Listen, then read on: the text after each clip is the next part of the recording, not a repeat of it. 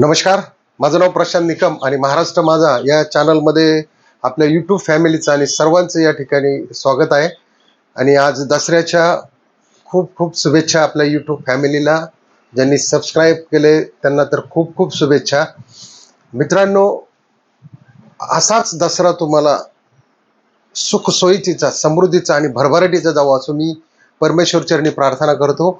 आणि आजचा विषय खूप जबरदस्त आहे मित्रांनो. जर चॅनलला सबस्क्राईब केलं नसेल तर सबस्क्राईब करा. थंबनेलवरून तुमच्या लक्षात आलं असेल की येरवडा जेलमधील दसरा कशा पद्धतीने असतो. तर मित्रांनो, आपण जे बाहेर जो दसरा साजरा करतो, सांस्कृतिक कार्यक्रम असतील, धार्मिक कार्यक्रम असतील, त्याच्यानंतर जो थाटामाटात उत्साह साजरा केला जातो, पुरणपोळी गोडधोडाचा निवेद्य या ठिकाणी दुर्गा मातेला दाखवला जातो, तर तसं हे जेलच्या बाबतीत होतं का? तर हो, होतं. पण किती मर्यादित पर्यंत. सगळे म्हणजे जे दसऱ्याचा जो उत्सव आहे तो मर्यादित कालावधी आणि मर्यादित सगळ्या गोष्टी मर्यादित ठेवून तो पार पाडला जातो. तर त्याविषयी तर आपण भरपूर काही बोलणार आहे आज. तर मित्रांनो बघा, जसा जेलमध्ये दसऱ्याचा सूर्य उगवला तर तिथं एखादा जो कैदी असेल, शेवटी किती केलं तरी तो कैदीच आहे. त्याला त्याच्या आईच्या पोळ्यांची आठवण होते, बहिणीच्या ओटीच्या मानाची आठवण होते, आपल्या मुलाबाळांची आठवण होते. आणि मग त्या चार भिंतीमध्ये त्याला असह्य अशा वेदना होतात. त्यासाठी जेल प्रशासनाने काय केलेलं आहे की या ठिकाणी दसरा उत्सव साजरा केलेला आहे. तिथे काय करतात, पूजा अर्थ म्हणजे प्रत्येक जेलमध्ये, आता येरवडा हे आपलं 500 एकरामध्ये सर्वात मोठं असं जेल आहे. तर त्याच्यामध्ये काय होतं की सर्व कैदी एकत्र जमतात आणि त्या ठिकाणी त्या मंदिरात पूजा केली जाते, शस्त्रपूजन केलं जातं.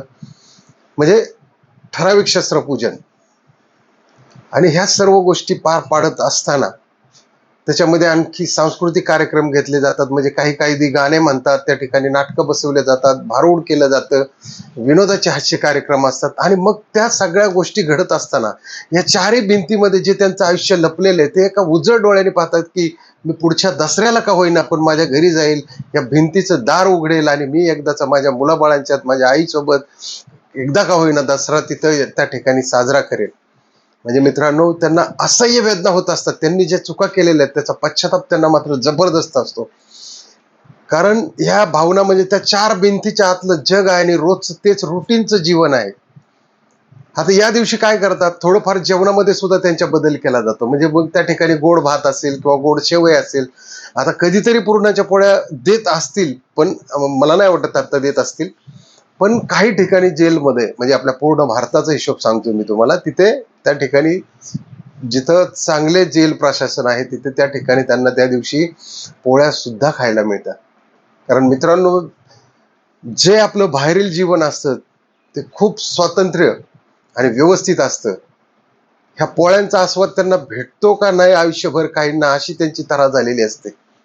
पण शेवटी किती केलं तरी माणूस आहे, त्याला सगळ्या गोष्टीचं या ठिकाणी त्याला सामोरे जावं लागतं. आणि फक्त दिसते ती पश्चातापाची रोजची वेळ.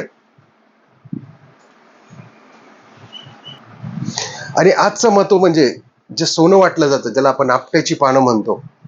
आणि काही गावाकडे तुम्ही पाहिलं असेल की चांदी सुद्धा असते. त्याचं एक झाड असतं गावामध्ये कुठेतरी. सर्वजण काय करतात, गावचा सरपंच असेल, सर्वजण जे फेरी मारून तिथं ते चांदी वगैरे पण घरी घेऊन येतात, सोनं लुटतात. तसंच जेलमध्ये आपट्याची पानं देऊन एक भावनेचं प्रतीक, एक बंधुभाव, एक प्रेम हे त्या ठिकाणी साजरं केलं जातं, एकमेकांना सोन्याची पानं देऊन. तीही व्यवस्था या ठिकाणी जेल प्रशासनाने सुंदर केलेली आहे. त्या ठिकाणी त्यांना तेवढा त्याचा आनंद मिळतो आणि मग त्यांना कुठेतरी त्या चार भिंती थोडंसं विसरल्यासारखं वाटतं. आणि काय होतं मित्रांनो, हा सगळा कार्यक्रम पार पाडण्याची जेल प्रशासनावरती जी जबाबदारी असते ती खूप मोठी असते.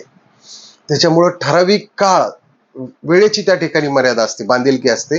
कारण तिथे हिंसाचार घडू नये. कारण काही, आता बघा, किती केलं तरी शेवटी ते कैदी जरी असले तरी ते गुन्हेगार आहेत. आणि काही लोक हे फक्त गुन्ह्यासाठीच जन्माला आलेत असं वाटतं. आणि मग ते लोक अशा विचित्र प्रकार करतात त्या ठिकाणी जेलमध्ये. त्याच्यामुळं जेल प्रशासन हे खूप सतर्क असतं.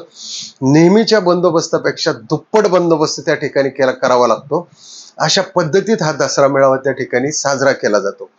आता मित्रांनो, बाहेरचं जीवन आणि आतलं जीवन याच्यामध्ये खूप फरक आहे. बाहेर तुम्ही बघा आज बरीच लोक फिरायला जातात, म्हणजे आपल्या फॅमिली सोबत फिरायला जातात, कुणी खरेदीला जातं, कपड्याच्या खरेदी करतात, दिवाळी दसरा आता हा जोडूनच आलेला असतो. म्हणजे आज दसरा आणि 18 ऑक्टोबरला मला वाटतं लक्ष्मीपूजन आहे. तर 2 दिवसात जे बाहेरील लोक जी मजा घेतात या आयुष्याची खरी मजा ती आतमध्ये नसते मित्रांनो. त्याच्यामुळेच हे कैदी एकदा आतमध्ये 5-10 वर्ष राहून आले ना, त्यांची इच्छा होत नाही कुणाला शिवी मात्र देण्याची. तरी सुद्धा ते एकत्र येऊन काही म्हणजे नाटकं बसवतात. बरंच आपलं त्यांच्यातले त्यांच्यात एंटरटेनमेंट करून हा आजचा दसरा तिथं चांगल्या पद्धतीने म्हणजे बॅरेक असेल त्यांचं, त्या बॅरेकमध्ये सुद्धा ते चांगल्या पद्धतीने आनंदाने कॅन्टीन मधून गोडधोड आणतात. मग तिथं कुठं म्हैसूर पाक असेल, बालुशाही असेल, पेढे मिळत असतील, काय बर्फी मिळत असेल. प्रत्येक जो कैदी आहे ज्याचे मनी ऑर्डर त्या ठिकाणी येतात, म्हणजे आत्ताची मनी ऑर्डर फक्त 6,000 रुपये महिन्याला तेवढी अलाउड आहे गव्हर्नमेंटकडे. गव्हर्नमेंटने तेवढी 6,000ची पेन्शन त्यांना कुणीही पाठवू शकतो, त्यांचा नातेवाईक किंवा त्यांच्या घरची लोक पाठवू शकतात. त्याच्यात ते काय करतात, खास जे उत्सव असतात, समजा दिवाळी असेल, दसरा असेल, ह्या उत्सवामध्ये ते काय करतात की तिथं गोडधोड मागून एकत्र त्या बॅरेकमध्ये, म्हणजे 4 भिंतीच्या आत सुद्धा एक 4 भिंत आहे, म्हणजे एक छोट्याशा बॅरेकमध्ये सुद्धा ते जिथं 50 लोकांची झोपण्याची सोय नाही तिथं 200-200 लोक हे कशा पद्धतीने बसून आपलं मन रमवतात. आणि त्यांच्या डोक्यात एकच असतं की आता आपली कधीतरी सोनेरी पहाट उगवेल आणि मी पुन्हा एकदा घरी जाईल आणि घरचा दरवाजा माझ्यासाठी उघडा राहील. मित्रांनो अक्षरशः खूप वाईट वाटतं या लोकांचं, कारण हे करून जातात. म्हणजे साधं सांगणं आहे माझं की राग आणि भीक माग. ज्या लोकांना राग अनावर होत नाही त्यांनी शक्यतो आपला राग 4 पावले मागे चला, अनावर करा. कारण आयुष्य खूप सुंदर आहे आणि तुम्हाला जर असे सण साजरे करायचे असतील तर याची कुटुंबाशिवाय दुसरीकडे तुम्ही कुठेही साजरे करू शकत नाही. त्याच्यामुळे मित्रांनो माझी सर्वांना विनंती आहे की आपले पाल्य जे असतील, मुलं वगैरे असतील, मुली असतील किंवा कोणी मैत्री मंडळी किंवा नातेवाईक असतील, यांना या जेलच्या दरवाजापासून खूप दूर ठेवा. कारण जेवढा आनंद हा मोकळ्या सूर्योदयात घेता येतो आपल्याला. बघा आज बरीच लोक पहाटे उठतात, गाड्या वगैरे धुतात, गाड्यांना हार घालतात, आपलं काहींचा बिझनेस असेल त्यांची पूजा करतात आणि नंतर मग पुरणपोळीचा गोडधोड स्वयंपाक असतो. आणि या सर्व गोष्टींचा आनंद माणूस ह्या जीवनात फक्त कमीपणा घेऊनच करा. कारण हे बघा काहीही नसतं आयुष्यामध्ये. एकदा तुम्ही जेलमध्ये गेले की हा तुमच्या आयुष्याचा टर्निंग पॉईंट होतो. तिथं तुमचं आयुष्य संपलेलंच असतं पूर्ण. मग एखाद्याला 5 वर्ष शिक्षा होते का, 10 वर्षाची होते का, 20 वर्षाची होते का, दिवाळी आल्या का दसऱ्याला. असे पण लोक आहेत की ज्यांना 1 रुपयाची मनी ऑर्डर नाही. त्या लोकांना कसला दसरा आणि कसला दिवाळी. पण आपले कैदी जे आहेत ते त्यांना सांभाळून घेऊन, कारण त्यांची ती रोज रुटीनची कामं करत असतात, त्याच्यामुळे त्यांना ते सांभाळून घेऊन या ठिकाणी चला कसं की जखमेवर काहीतरी औषध लावल्यासारखी असे हे मोठमोठे उत्सव त्या ठिकाणी साजरे करतात. आणि बंधू भावनेने एकत्र येऊन सर्व लाडीगोडीने सर्व हा जेल प्रशासन आणि कैदी हा दसरा पार पाडतात. मित्रांनो आजचा व्हिडिओ कसा वाटला नक्की कमेंटमध्ये लिहा.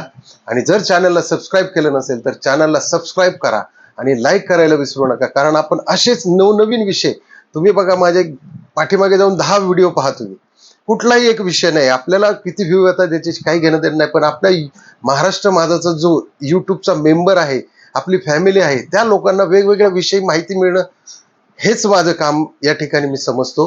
की चांगलं चांगलं त्यांच्या फायद्याच्या काही गोष्टी असतील किंवा त्यांचं काही तिथं मनोरंजनचा विषय तर आपल्याकडे नसतोच, की कुठल्या ना कुठल्या पद्धतीच्या माहिती त्यांच्यापर्यंत पोहोचवायच्या. त्याच्यामुळे आपली युट्यूब फॅमिलीचं पुन्हा एकदा दसऱ्याच्या खूप खूप तुम्हाला शुभेच्छा. तुमच्या सर्व कुटुंबाला हा दसरा सुख समृद्धी आणि भरभराटीचा जावो अशी मी परमेश्वर चरणी विनंती करतो. आणि श्री स्वामी समर्थांना सांगतो की या प्रत्येक माझ्या युट्यूबच्या ज्यांनी ज्यांनी मला सबस्क्राईब केलेले आहे, म्हणजे जी आपली फॅमिली एकत्र झालेली आहे, त्यांना परमेश्वर चांगलं उदंड आयुष्य देऊ अशी मी प्रार्थना करतो. जय हिंद, जय महाराष्ट्र.